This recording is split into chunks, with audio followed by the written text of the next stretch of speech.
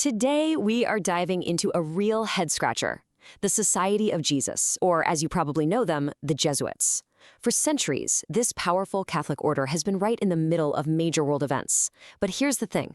They've also been the target of the most opposite, completely contradictory accusations you can even imagine. So on one side, you have people calling them these secretive, right-wing puppet masters, the ones supposedly pulling the strings behind fascist dictators. And then on the complete other side, you have people condemning them as revolutionary, left-wing infiltrators, accused of spreading communism inside the church itself. So how on earth is that possible? Seriously, how can one single group be blamed for being the secret engine behind two political extremes that are mortal enemies?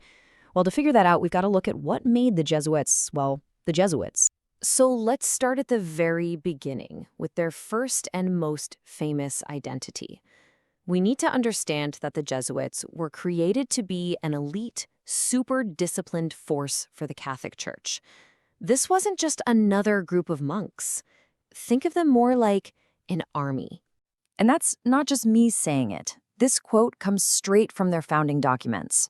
You see, their founder, Ignatius of Loyola, he was a soldier before he was a priest, and he basically baked that military DNA right into the order's core.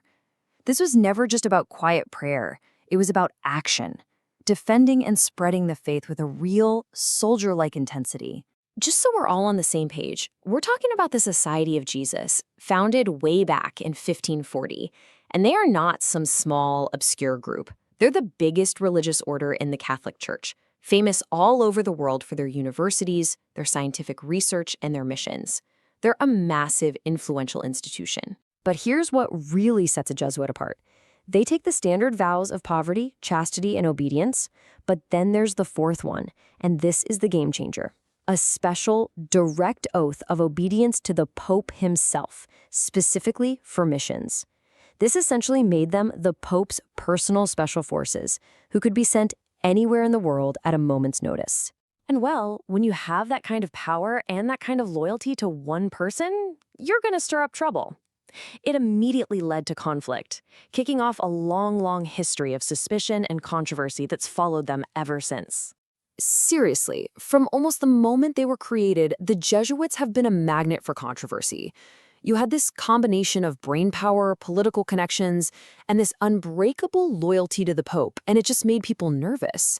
They became the target of conspiracy theories, a lot like the ones you hear about Freemasons or other secretive groups. And this isn't a new thing. It's been part of their story from the start. And the pushback wasn't just talk. It had real consequences. For centuries, European kings and queens saw the order's loyalty to the Pope, not to them, as a huge threat. I mean, this led to them getting kicked out of country after country, and even led to the Pope completely shutting them down in 1773. Though, yeah, they came back. The whole cycle started again in 1932, when the new Spanish Republic dissolved the order all over again. But here's the thing. Being officially dissolved didn't really stop them. In Spain, their influence just kind of shifted into this powerful web of organizations for non-clergy that they had already built. It was called the Catholic Association of Propagandists. This was their ace in the hole. It had actually been founded years before by a Jesuit priest, Ángel Ayala. And make no mistake, this network wasn't just some think tank or social club. It was activated for a very specific, very political purpose: to fight back against the secular government that had just kicked the Jesuits out. So here's where it gets really interesting. You see this network transform into an actual mass political movement.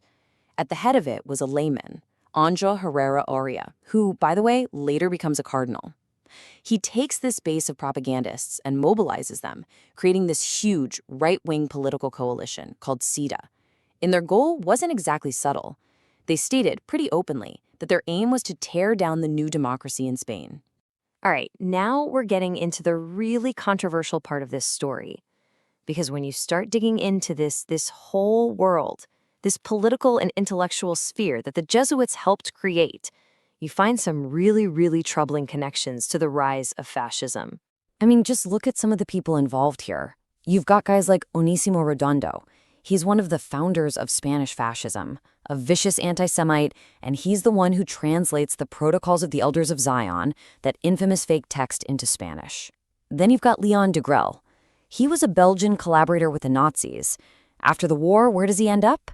In Franco Spain, where he's treated like a hero by neo-Nazis and certain ultra-Catholic groups, all while spewing this mix of Nazi ideology and religious talk. So, seeing all these connections, an author named Edmund Paris put forward a really provocative theory. He basically argued that the whole structure of the Nazi Party, the absolute obedience, the end justifies the means philosophy, was basically a carbon copy of the Jesuit model. He even claimed that top Nazis like Himmler openly admired it. Okay, we need to pump the brakes here for a second, because this is important. Paris's theory is, well, it's dramatic, for sure. But the general consensus among historians, they dismiss this specific claim. The idea that the Nazi Party was a direct imitation of the Jesuit Order, most historians say that's just not supported by the evidence. But, and this is a big but, that's not the end of the story. Because while historians might have dismissed that one theory, Paris's other research, specifically on the Ustaše regime in Croatia, was a different matter entirely. That work was taken much more seriously. He documented in horrifying detail a genocide that had the backing of some members of the Croatian Catholic clergy. So his central fear that religious institutions could collaborate with fascist terror, that was, in some places, tragically, horrifyingly real. So where does this leave us after the Spanish Civil War? Well, Franco wins, the whole political landscape gets turned upside down, and a brand new group steps up to take over the role that the Jesuits used to have. And that group was Opus Dei.